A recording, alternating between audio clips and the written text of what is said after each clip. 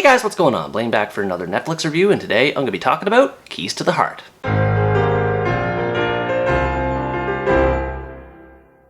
Keys to the Heart is a Filipino comedy drama that tells the story of Joma, an aging boxer who's fallen on hard times after being kicked out of his gym. Fortunately, his mother's able to locate him through Facebook, and the two reconnect, during which he learns he has a younger autistic brother named JJ. Though he has some shelter for now, Joma finds it difficult to connect with JJ and reconcile with his mother over events that happened between them in the past. It's through JJ's musical talent that Joma will find a way to turn his life around, in ways that he couldn't imagine. This movie is a remake of the Korean film of the same name, and an excellent one at that. Though it does have some issues with pacing and weird comedy, it finds a way to capture the audience's heart, thanks to the dynamic of its characters, the entertaining musical set pieces, and how it balances between its themes. Joma starts off kind of ordinary as this brazen hothead who gets into trouble trying to be a pro boxer, but he grew on me more as the story progressed. There's a reason why he is the way he is, as his trauma from childhood is slowly revealed in such a way that he becomes more and more sympathetic. It never feels phoned in for the sake of generating easy drama, as it ends up being an integral part of his character.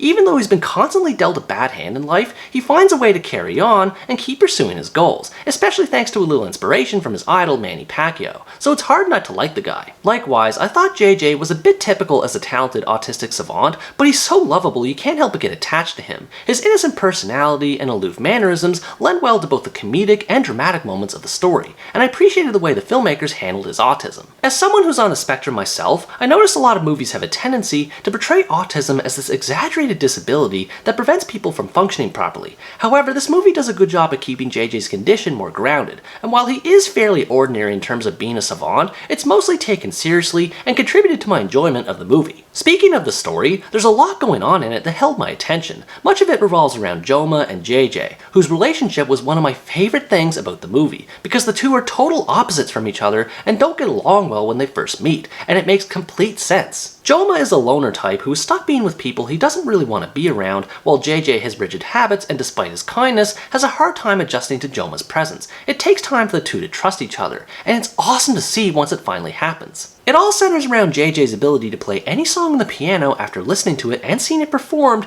just once. Joma and JJ bond well enough beforehand, but once JJ's talents are revealed, that's when the two really start to blossom as characters and empower each other more. These musical elements are great. I'm not sure how much of it is actually performed by JJ's actor, but he looks convincing in the performances. The music itself is beautiful, mostly already established classical compositions that sound elegant. They're all well choreographed and are excellent with how they convey the surprise everyone feels when they all see how JJ is at what he does. As much as I like these parts though, I was surprised it took as long as it did for them to happen. The musical stuff doesn't appear until about halfway through the movie or so, and because it's so central to everything else that happens later on, I found myself wondering why the filmmakers didn't build up to it sooner. The other part of the movie's story focuses on Joma's relationship with his mother. This can be considered the darker side of the movie, as Joma doesn't get along well with his mom at all, due to traumatic events related to his abusive father and the neglect from his mother related to this, and I was impressed with how bold the movie was in this regard. This movie is not afraid to dive into serious territory when it needs to,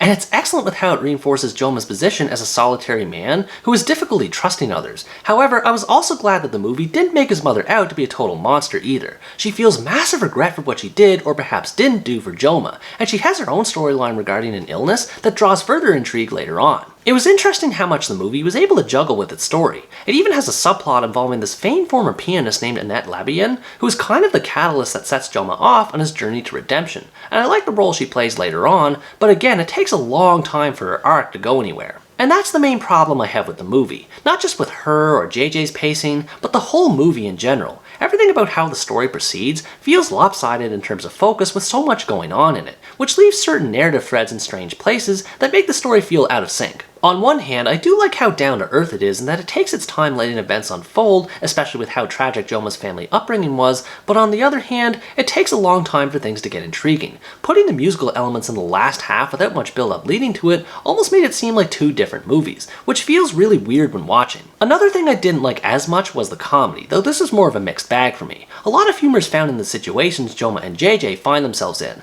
like when they start a chant against a rival fighter of Joma's, or when they recite a slogan for a fast food restaurant, or pretty much any moment where the two bicker with each other. It's the classic brotherly dynamic, and it's a lot of fun to see. Sometimes, though, the comedy can be a bit ridiculous. Some cartoon sound effects are shoehorned in when characters are physically hurt, and the slapstick can be overbearing to the point of being gross. One scene had me cringing with how out of place it was with the otherwise grounded presentation of the rest of the movie, which is a shame because it's the only scene that made me feel bad for how JJ's autism was portrayed. The movie is able to overcome these moments of weird pacing and comedy, though, on account of how much heart it has in its story. Even with Joma's setbacks and tragic past, it has an optimistic tone that inspired me to keep watching to see how he would overcome the odds and achieve his dreams. The same can be said for JJ as well, with how he has to overcome others' perceptions of his condition and maintains a smile on his face when doing so. There's something about his mannerisms and how he celebrates by jumping every time he finishes performing a song that makes me feel warm and fuzzy inside. All of this ties in fantastically with the central themes of hope and forgiveness, with how characters have a void in their lives both through missing people and falling short of their goals,